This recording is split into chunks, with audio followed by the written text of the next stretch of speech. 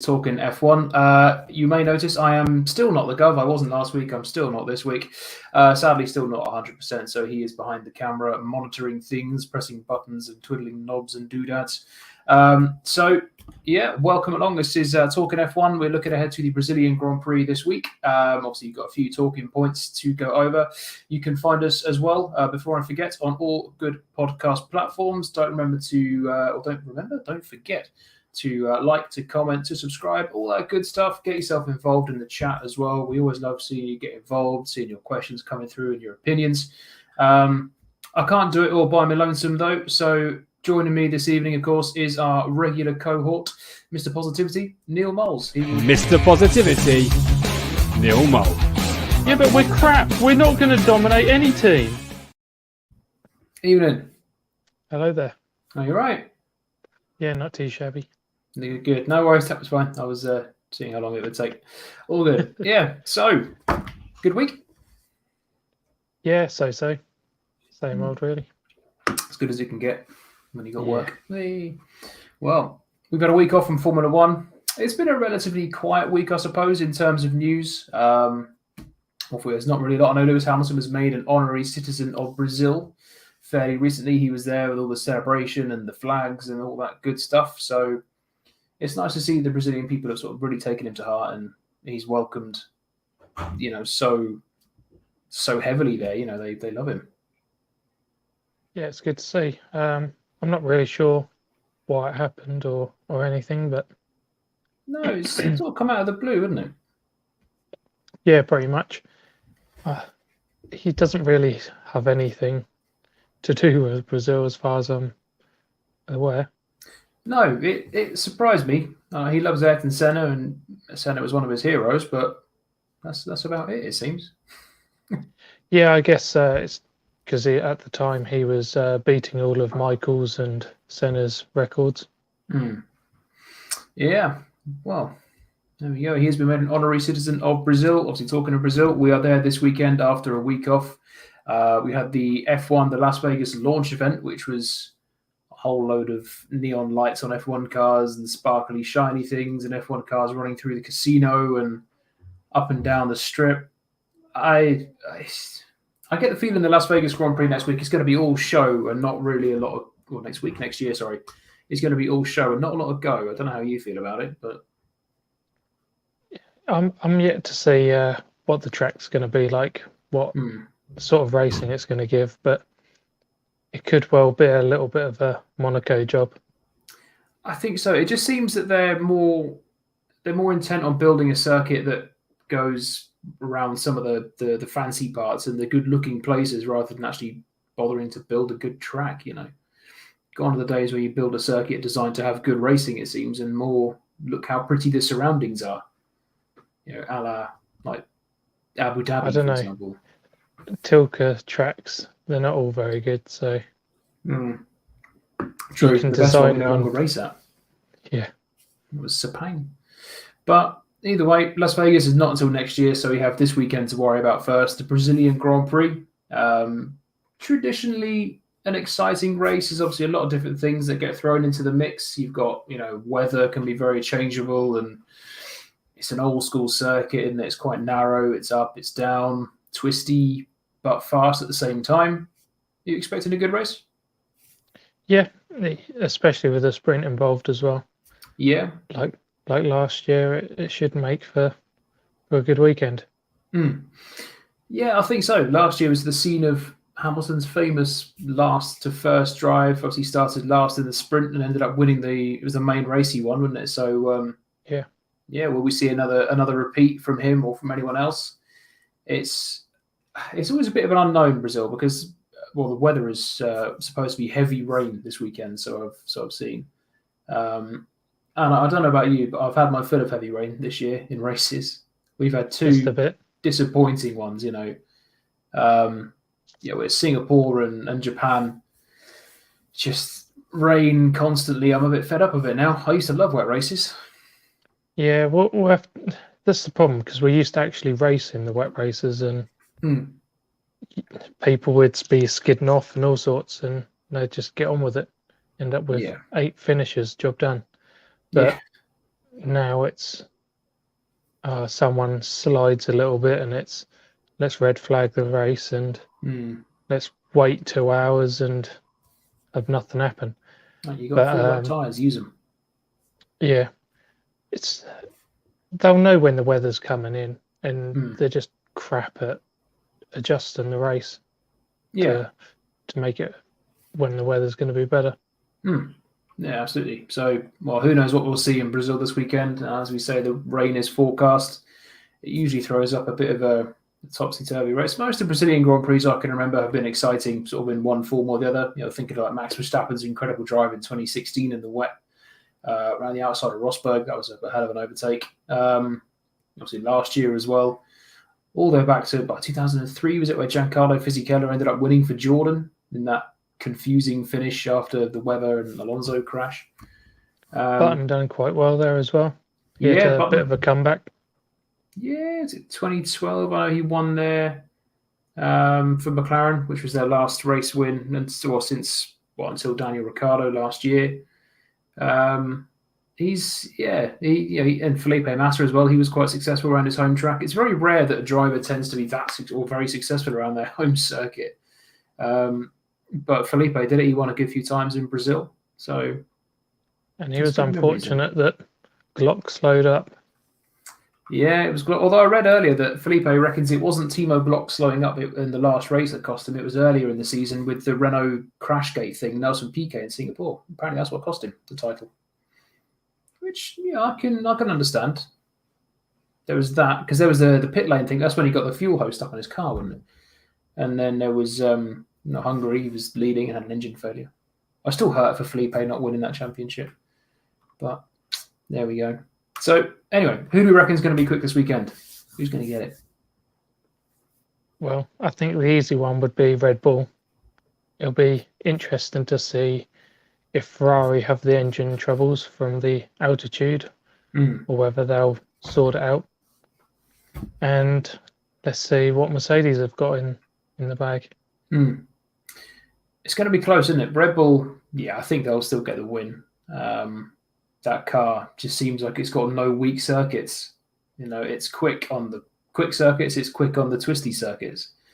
They won in Monaco. They won in Singapore. They won at the faster circuits. They're almost bulletproof with reliability now as well.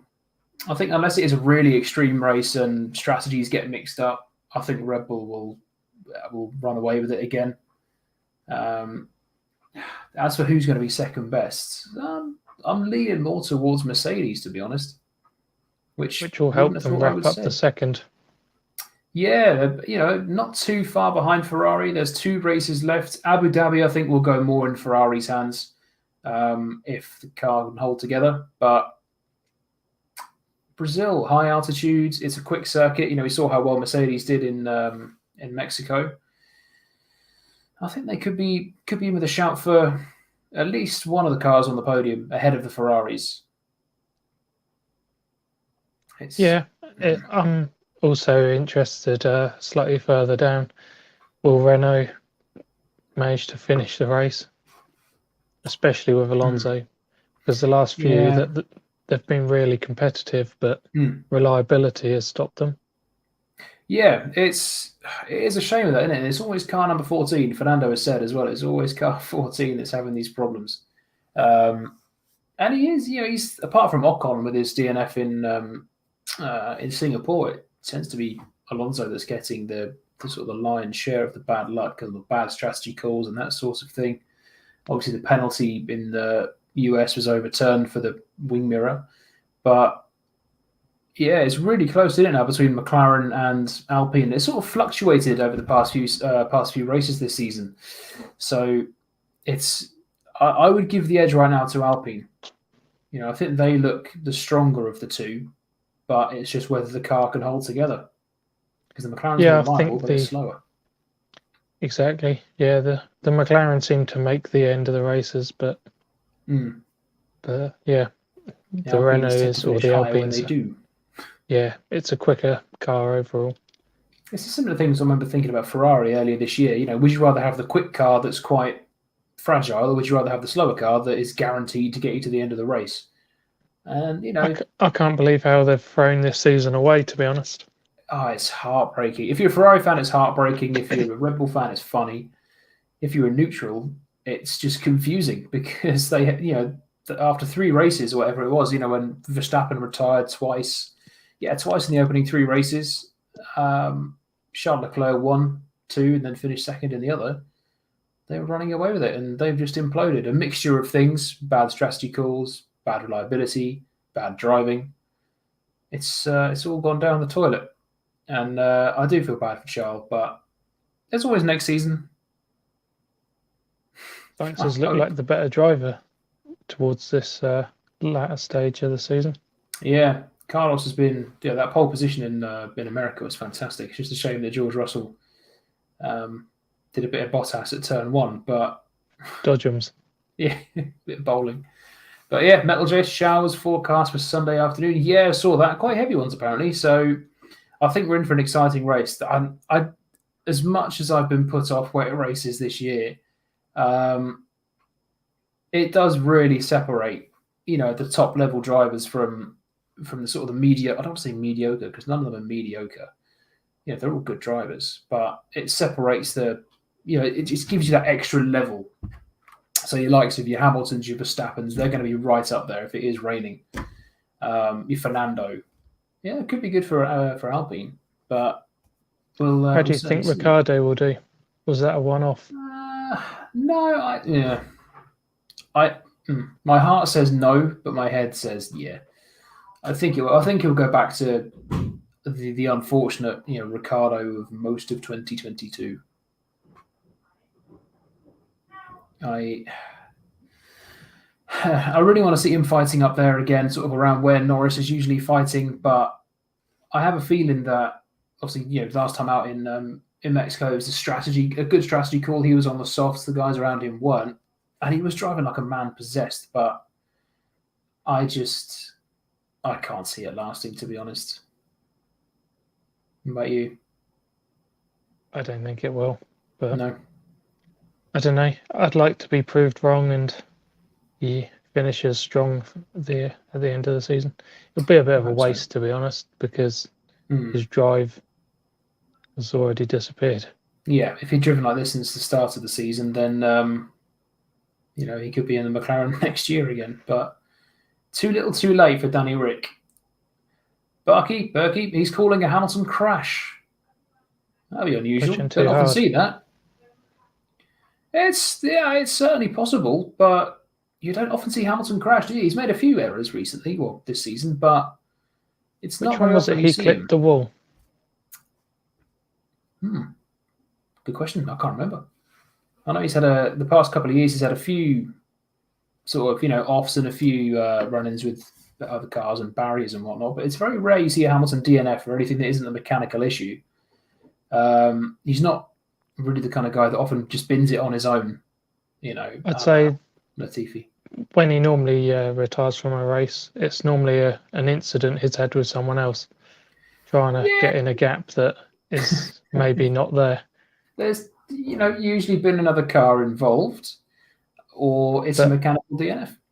Yeah, but as you say, he doesn't normally bin it all on his own. He doesn't do a Latifi. No.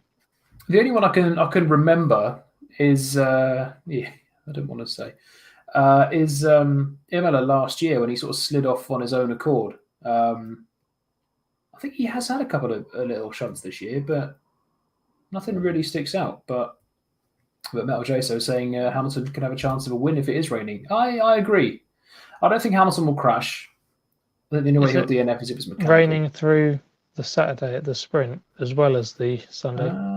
I'm not sure. I know there's definitely rain forecast for Sunday. I'm not sure about Saturday. If it is, then I reckon it could be in for a bit of a surprise. China was a bad one. Is that 2007, Jace, you're thinking of, when he just slipped off with the bad tyres after McLaren left him out? That basically cost him that year's world title. Good old Kimi, he ended up walking away with it. But yeah, Hamilton, I think if it is changeable conditions, I think, drivers like Hamilton and Verstappen are going to run away. I'd love to see like a a lap after lap fight with Hamilton and Verstappen like we saw so many times last year again, because it's just not happened enough this year.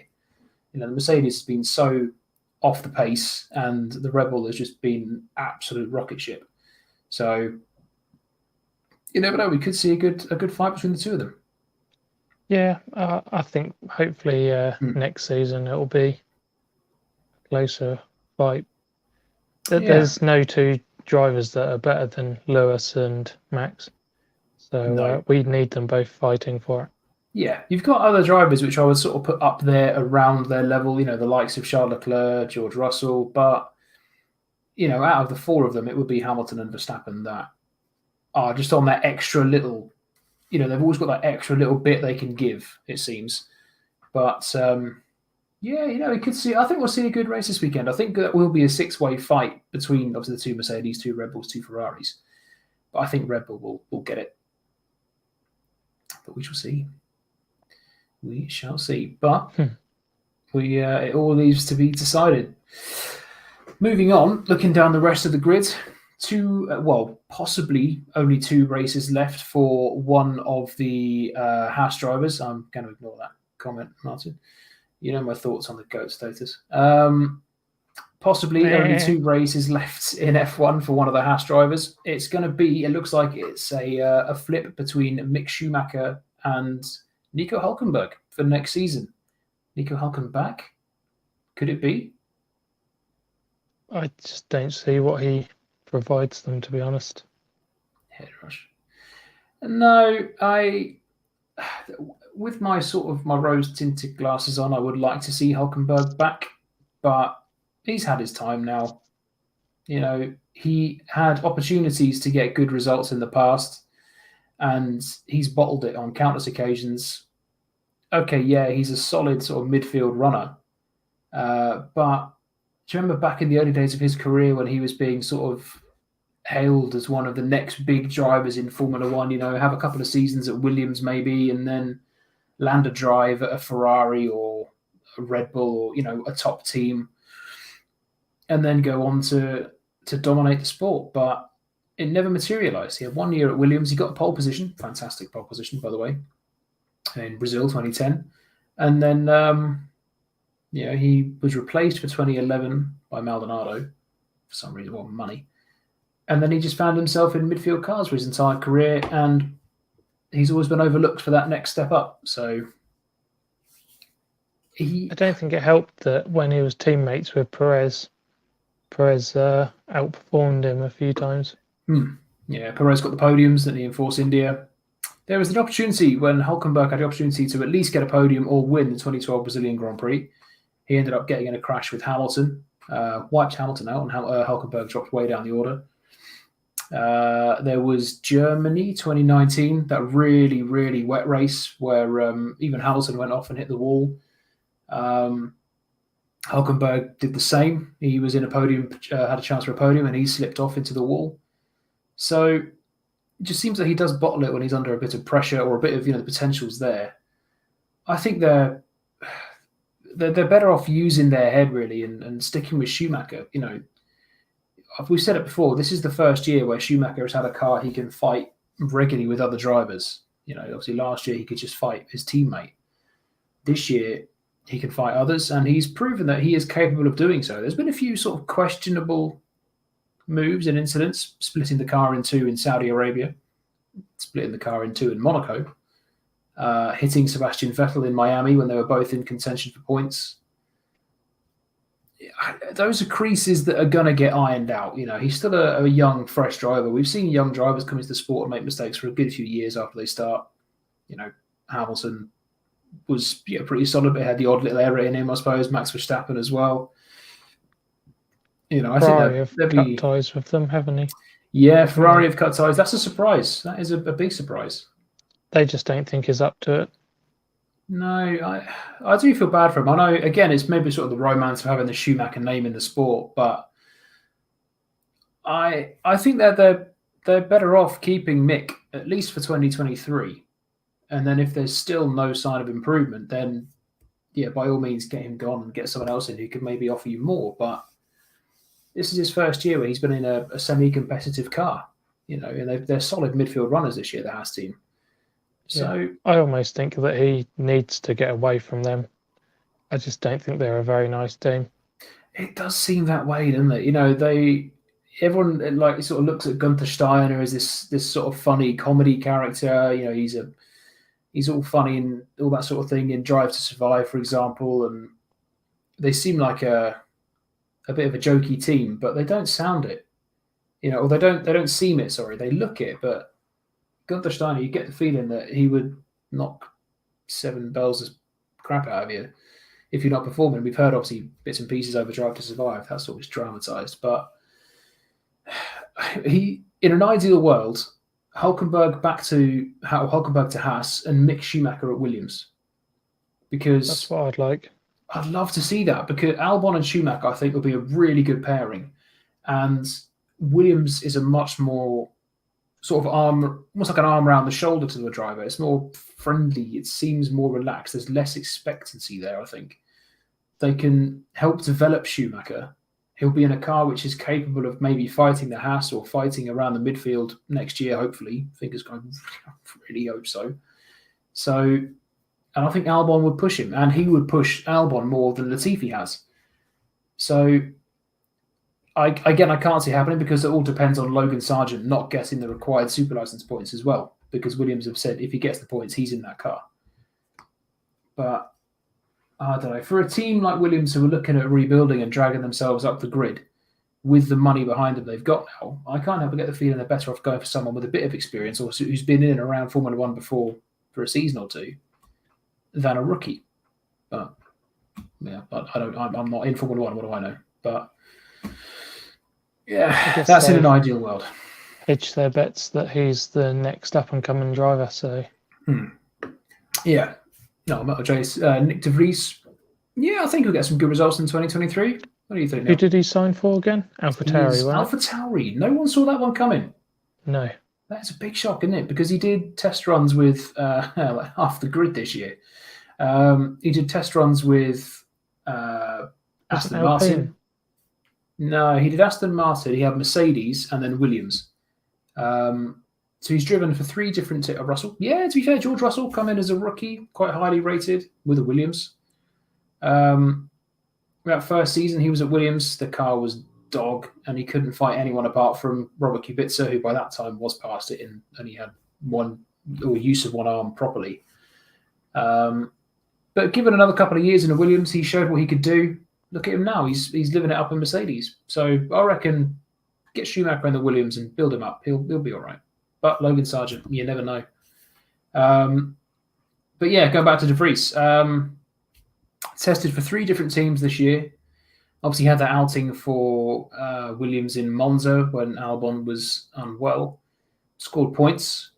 That basically secured him a seat. And secured a seat out of nowhere. At the start of the season, his F1 career, or certainly an F1 race career, because obviously he was a reserve driver, but you never would have touted him for an F1 seat for 2023. He was on the edge of people's radars.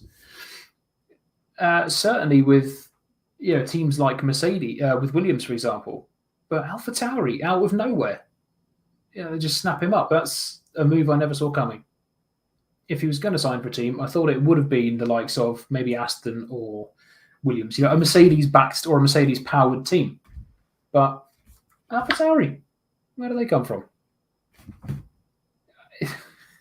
I don't know. It's been one of the silly seasons I can remember in Formula One, with the whole Piastri drama and de Vries and Hulkenberg, Schumacher. I don't know, but yeah, I don't know what you think, Neil, but I think he'll be all right next year. Yeah, I think he'll be good, and I just hope the grid bunches up a little bit more. They all find a little bit and close the gaps to each other. Yeah, I hope so. I think the regulations, they're going to take a couple of seasons to iron out any issues. They always do, but I think they need to stop the DRS from being so strong. Yeah, DRS is far too effective. I think the regulations have helped this year. We've had closer racing. The drivers have been able to, like Saudi Arabia, for example, with Leclerc and Verstappen fighting. That was insane. we've been able to see some great close racing this year, but it's just unfortunate that some of the grid are light years ahead of the rest. So Ferrari and Red Bull, certainly for large portions of the year, have been in a world of their own. And then you've got the sort of not quite there, but also a little bit ahead of everyone else, like Mercedes, which is like a race on their own. And then McLaren are around there, certainly with Norris. And then there's a big old drop back to the midfield with the likes of Alfa Romeo and Haas and Williams and Aston. So, yeah, next year, all I want to see is just a closer fight. I want to see more podiums, but for different teams. Because it's Norris is the only person this year to have a podium from the big three, I think. I think that comes down to a little bit of the teams being too strung out. There's too much difference between you've got some that just running away with it. That just doesn't help.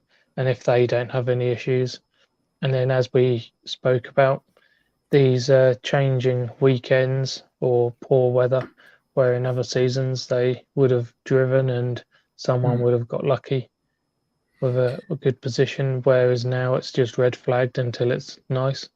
Yeah. I think the thing we're missing this year is a shock winner, because 2021, Ricciardo won in Monza and Ocon in Hungary. 2020, Gasly winning in Monza as well. I think we need a shock winner this year, because there's only been, 4 drivers who've won races, mostly Verstappen. 14 wins is just insane, by the way. But you've only had one surprise podium, which was Norris back in Imola. So, over the seasons, you get like an odd, like Vettel and Aston Martin popping up on the podium, or an Alpine with Fernando Alonso last year.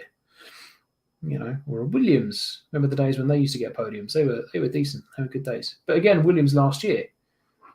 But it's just the same old, isn't it, now this year? And that is a shame, because the regulations, obviously, this is not what they intended. So they just need everyone else to close up, really. Yeah, just one team in particular done a lot better job than the others. You think if Ferrari was the best team still, the others are a lot closer to them, so you think how much more bunched up it would be. Absolutely. If Ferrari had been able to sustain a championship challenge, it would have been so much better. And you might have seen a few surprise podiums, because you could have seen, a crash between the Ferraris, the Red Bulls, and you've got an Alpine or a McLaren there to pick up the pieces. That's sort of all McLaren Alpine can really hope for this year is,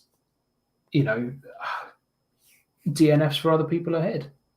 Also, that doesn't help is the fact that because no one's near Red Bull, they're not put under any pressure, and you don't force them into like car issues.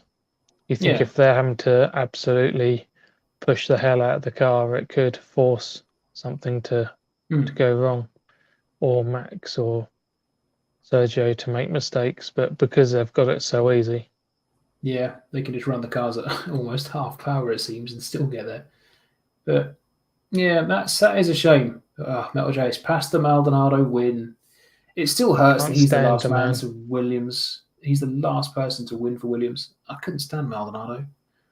No, rapid, fast, but so full of errors. Dear. I mean, that race win he got for Williams, I was cheering at the time, but thinking, why did it have to be Pastor Maldonado? All I remember is him and Lewis going for a chicane together, and it didn't work out. Valencia 2012, I remember that, because he absolutely binned it into Hamilton and took Hamilton out. That was where Schumacher got his last ever podium.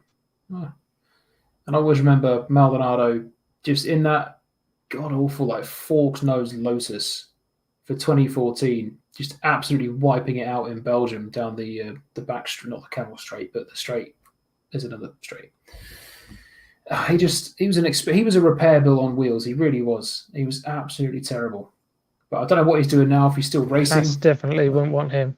Yeah, they're short of money enough because of what Schumacher's been doing, so let's hire Maldonado instead. They just want Hulkenberg for the constant disappointment, I think. Just get Schumacher back in the car. But Yeah, there we go. And also, just quickly before we do sign off, it is the final sprint race of the year as well. So we've had a few of them. There's going to be 6 next year. Is that too many, or is that about right, do you think? I think it's not enough.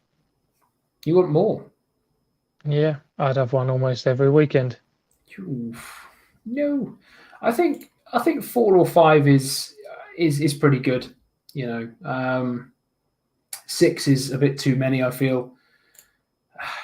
But 3 doesn't really. It's not really enough to make an impact, because you forget about them. You forget which races are the sprint races. And you kind of go, oh yeah, that's this weekend, and that's about it.